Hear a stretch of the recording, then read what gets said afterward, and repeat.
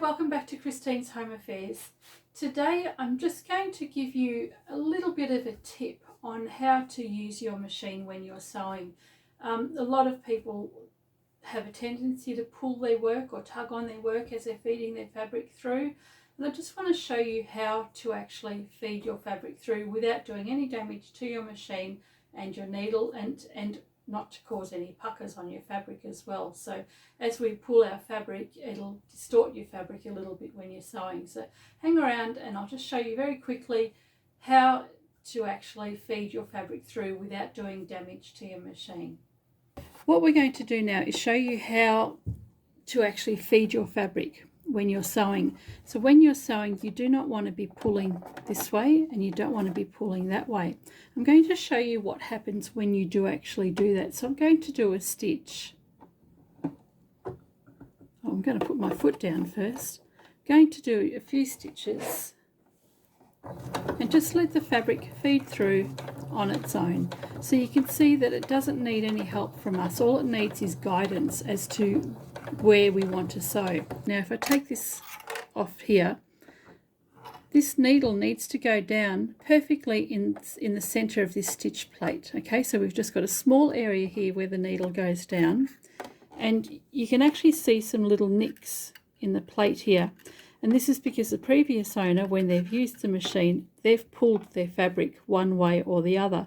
And what happens is that as the needle comes down and you're pulling on your fabric, the needle comes down and it starts nicking the edge of your stitch plate just there.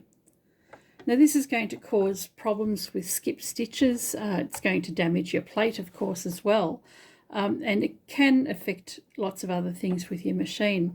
If I was going the other way and pulling my fabric, the same thing would happen as I was coming down. It's a bit hard to pull the needle, but as I was coming down, that's going to hit the plate. So you don't want to pull your fabric forward or back. You want to allow your fabric just to feed evenly between that little gap. There's not much room there, and it's timed perfectly. This is where it's supposed to go, up and down.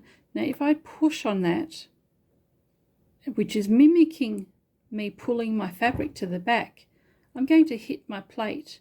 And likewise, if I'm pulling my fabric to the front, the same thing's going to happen. Say I'm mimicking pulling the fabric to the front, it's going to hit the stitch plate. Now what will happen if you're pulling too hard? If you're lucky, it's going to hit the stitch plate and just break the needle or bend the needle, and then you'll have to replace your needle and start your work again. If you're unlucky, you're going to do lots of damage to your stitch plate here, and you could possibly do damage further down.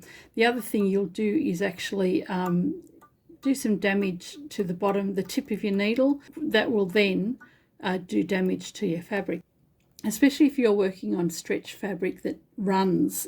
So if you damage your needle, you're going to start getting runs in your fabric.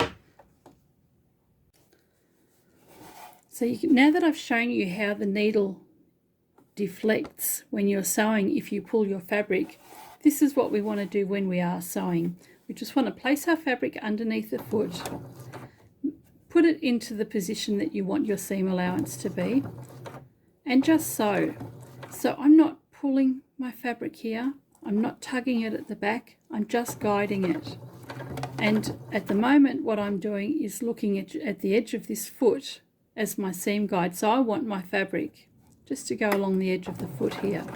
So all I'm doing is steering. I'm not looking at the needle, I'm just steering by looking at the edge of the foot. So it's feeding beautifully on its own. I don't need to pull it I don't need to pull it to the back there, and I don't need to pull it to the front and hold it in place. It'll also distort your fabric as you're working. So just guide your fabric through.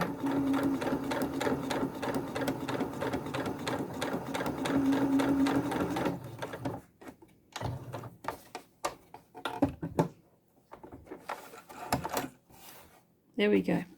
fabric's not distorted. It's got a really nice even seam, and I haven't had to pull the fabric as I've gone through, and I've taken care of my needle and my stitch plate.